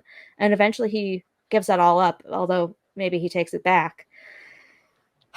This is what happens when Amy doesn't watch season 7. But he sort of rejects this capitalist ideal of taking over the family business and being a multi-millionaire, possibly even a billionaire, head of this media conglomerate. And he was also part of this group that is founded on an ideal that also pushes against, you know, political organization and capitalism and individualist economics in any particular way. And so it's this strange collective that's almost entirely comprised out of the children of uber capitalists. It's just, the irony tickles me. Yeah, I think with the Life and Death Brigade too, my mindset with that has always just been, let's not give any one person too much power. Because obviously these societies are meant to be kept secret. I mean, and granted, you know, I would hate to think that one day Logan's just gonna like pull a Benedict Arnold and like fully betray the group, or that Stephanie or Colin or Finn or Robert or anybody in there would do something like that. But you never know. I mean, I'm sure there are probably instances where stuff like that has happened within secret societies before, where maybe someone said something or disclosed something that they shouldn't have. So maybe within the Life and Death Brigade, it's like, if no one's in charge and we don't give too much power to one person, it actually helps maintain that secrecy, because not everybody knows everything. That's a really good point, actually. I hadn't thought about it that way, and I like that. No one has that much power. I like it. Yeah. And another interesting thing I sort of stumbled across when I was refreshing myself on anarchism to talk about this was a concept called illegalism, which is a tendency of anarchism that developed primarily in France, Italy, Belgium, and Switzerland during the late 1890s and early 1900s as an outgrowth of individualist anarchism. Illegalists embrace criminality, either openly or secretly, as a lifestyle. Illegalism does not specify the type of crime, though it's associated with theft and shoplifting. Illegalism's premise is the rejection of law and the moral standards reflected by the law. Illegalists contend that both written laws and standards of morality perpetuate and reproduce capitalist thought, which they find oppressive and exploitative. And this goes back to the whole crooking idea and the propensity of the Life and Death Brigade members to go into a rich person's house, take a trinket, and replace it with a trinket from the house of the last rich person they visited, which is theft. And so I found that interesting, and I'm wondering if that, again, was done on purpose, or whether it was just Amy being like, what douchey thing can we have Logan do at dinner? Like, how can we come up with something that he's capable of doing within the Gilmore mansion that will ruin him in Lorelai's eyes and maybe the audience's eyes, and be like, oh, come on, Logan. Like, what? And so, like I said, it sort of falls in with the tradition of stealing things from other secret societies and from, therefore, like, other rich people, and preserving it or doing something else with it, keeping it for yourself. I don't know. And it also fits into this other camp of sort of anarchic propensity to just be like, laws and morality don't really exist. All that exists is what I need and want right now, which kind of fits into that Life and Death Brigade mentality of live for the moment, screw authority, we're going to do what we want. That kind of vibe. Yeah, I think honestly it probably was Logan leaning more into the historical notion of crooking and doing something like that. Just but also because that's his personality and who he is. He wouldn't shy away from doing what he probably feels is just like a harmless gesture, even though it is, like you said, theft. And I think for Lorelai, maybe too, it was even just a flashback to like Jess stealing gnomes that don't belong to him. It's like, what is it with Rory's boyfriends and her partners just taking things that don't belong to him? So maybe there was even like a flashback there for her to just be like, come on, like, I'm so sick of this behavior. Like, Rory, what is happening here? Gnome kicking says a lot about a man. And so does petty theft and, you know, stealing things out of Emily's house. So, yeah, that's a whole thing too. Oh boy. You make a good point. There's a definite pattern emerging there, Rory. Mm-hmm. Yeah. Little bit of, where is it? A little bit of this. A little bit of the red flag. A little bit of that. Little bit. But yeah, is there anything else about the Life and Death Brigade that you think is pertinent to this conversation that we should touch on before we start wrapping up? No, I mean, I think we've pretty much hit on most of it. Just again, going back to like, I wish we would have seen more. Even if we could have just gotten like one more event, one more small taste of what that group was like, as opposed to just, we get this one episode that focuses predominantly on it, but then we never get it again. Like, I just would have liked to have seen more, even if it's not a full out scene of another event, even if it's just Rory speaking about it or verbalizing on it more, just anything. I think that would have been nice. In the revival, like, I like the cinematography of what we get with that scene. And I think, like, in terms of how it was filmed and how it was shot, and the lighting, it was just beautifully, beautifully done. But I feel like it also could have been shorter. I don't know. I mean, I know you love it. I just feel like we were bringing back these characters and it was nice to see.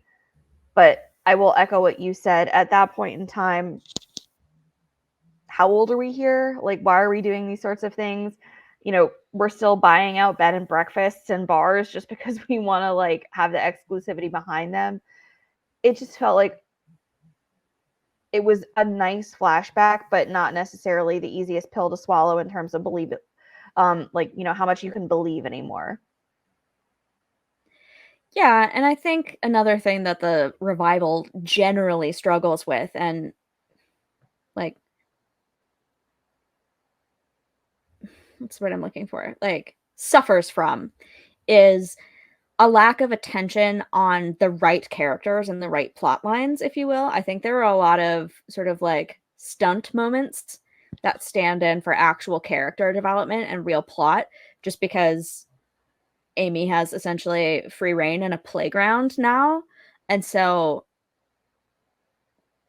there's almost a lot of filler in the revival, and we will have like full episodes, possibly multiple episodes on the revival and all of our thoughts about it, but like it didn't feel too long. I think the pacing was fine, and it was an interesting sort of like removal from the story to have this fantastical moment and to harken back to the Life and Death Brigade highlights of season 5. You know, we got a couple other things that generate that same nostalgia in the revival, that, you know, that was the purpose of this. And I felt that. I enjoyed it because of that. But I also understand the point of like, these are characters that really only appeared like a handful of times comparatively throughout the series, and there were others who might have been more impactful to the story that could have had more time devoted to them, or the budget could have been reallocated to, you know, paying someone more to get them involved in this, or, you know, to spread the love a little bit more to get something more or different or better. And so I understand both sides of the argument, but I'm just going to sit here in my adoration of that whole sequence because it's just like unadulterated fun. But you know, your point is still well taken. But there's one more thing that I just kind of want to quickly mention. And this comes from an article called Gilmore Girls, Inside the Secret Societies the Life and Death Brigade is likely based on, by Andrea Francesi from 2022. And she mentions that there's a club at Oxford called the Dangerous Sports Club. And it was founded at Oxford in the 1970s. And they're credited with inventing bungee jumping after members hurled themselves off a bridge, haphazardly tethered to a lifeline. Sounds pretty familiar. And Nigella Lawson was a member of the group, and she wrote about her experience with the club in an article published by The Guardian. She recalled the group having a riotous time.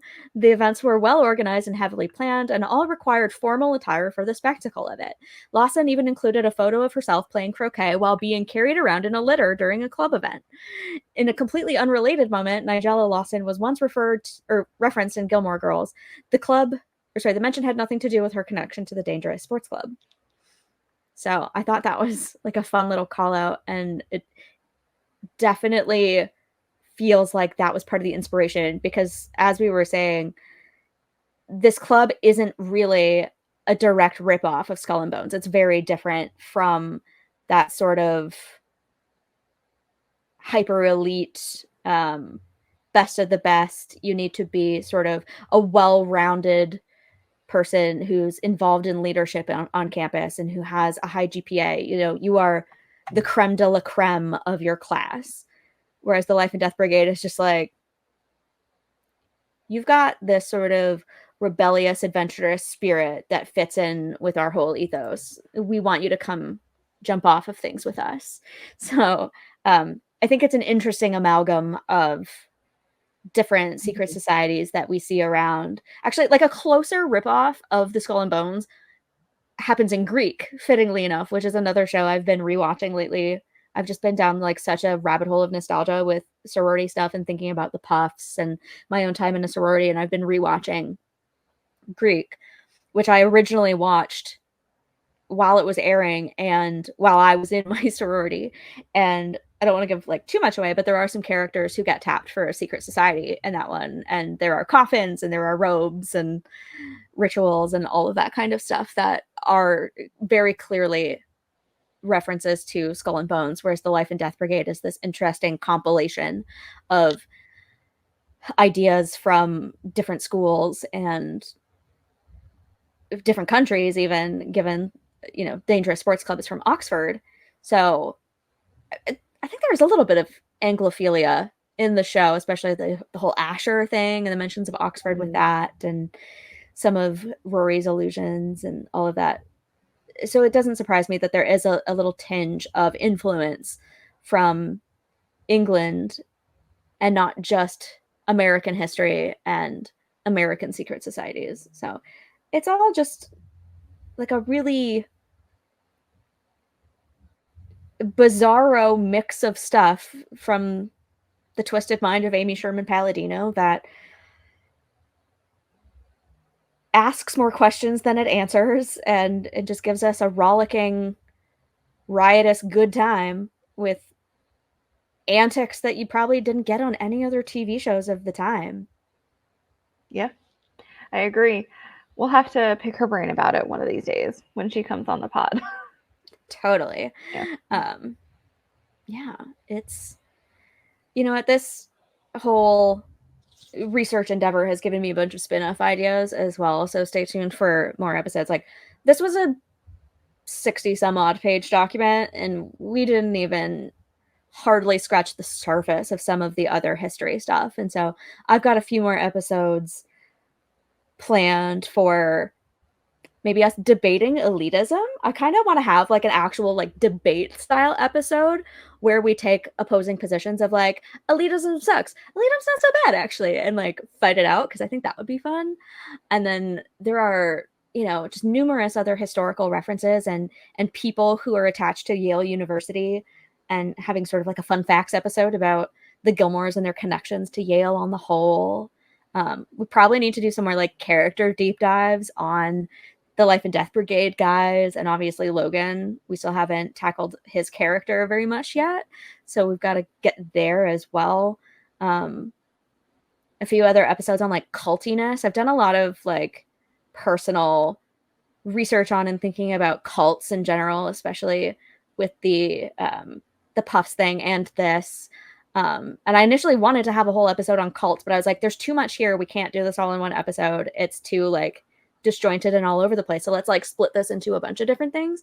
And so like stay tuned for maybe more stuff about like fandom and narcissism and other things that are sort of associated with all of this as well. So definitely stay tuned, because there's more to be said yet, even about the Life and Death Brigade and associated concepts in various capacities. So we hope you stick around for those. Yeah. And I would definitely enjoy doing an elitism debate with you. Just know that you will lose. Doesn't even matter which side I end up having to defend. You're going down. Have you seen my research? Like, it's going to be harder to take me down than you think. Challenge accepted. A gentleman's agreement. Huzzah! But I think that's a good way to close this one out. We hope that you have enjoyed this discussion and that you've learned something from it, especially in terms of the historical background with a lot of these societies. So if you have any good takeaways, or if there's stuff that you've enjoyed, drop us a comment and let us know. We just always love to hear your thoughts, and you know, it's an enlightening part of the experience for us as well as these podcast hosts. So yeah. And hey, Laura, I talk noticed to us. you're wearing a shirt that says the Fan Fest Society. So speaking of societies Woo! and cults and fandom, tell us a little bit about that, because I think we got something coming up, don't we? Yeah, I will say this is my favorite society to currently be a part of, but we ain't going to keep it a secret. We're going to throw it out there as we have every single week. We are literally now 1 week away from this event.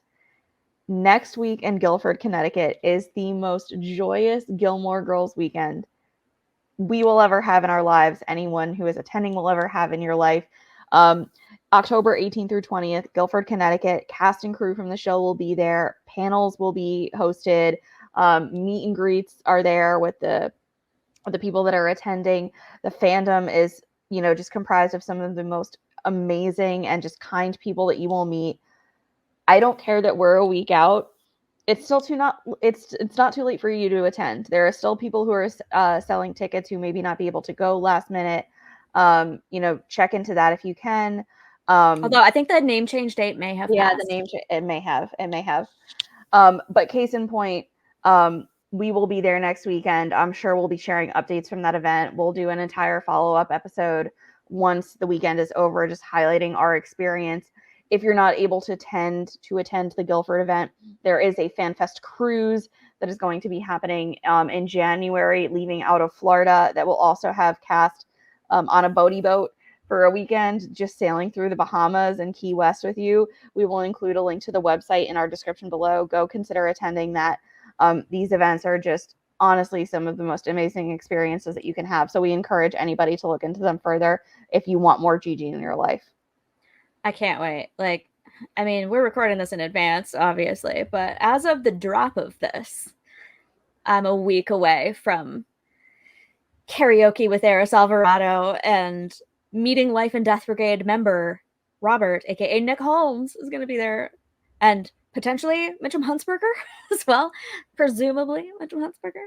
Greg Henry is going to be there, so it's his first fan fest. We're really looking forward to seeing attendees, old and new. It's always fun to rejoin the old faves, but also to like meet all the new people who are experiencing this for the first time. So I'm really jazzed, and just can't wait to tell everybody about this event more on the back end when we've been through the whole thing again. But yeah, so hopefully we'll see you there, and if we don't, maybe we'll catch you next year. But on that note, I think that wraps us up for this one. Yep. On your way out, if you could kindly remember to do all of those YouTube things for us, please like this video. Again, if you have enjoyed any aspect of this episode, or if you have thoughts of your own, drop us a comment and let us know. We'd love to hear what you have to think. Hit that subscribe button, share it with your family and friends. We're really always grateful for all of the support that we get. And again, just echoing what Kate said, we look forward so much to also sharing our experiences with you on the back end of this FanFest trip in terms of what that's been like as well. So just stay tuned in the coming weeks for all of the content that we have. We promise there's a lot of really good things that we're working on down the pipeline. Yeah, I'm already like straight up planning the entire year for 2025. And every time I've tried to plan out our content calendar, it's gotten shredded to pieces because life. But I'm kind of liking what it's looking like for next year. So we'll have to see how things pan out. But there's a lot of fun stuff coming. So stay tuned. And on that note, we'll see you next Friday for dinner in Omnia Paratus.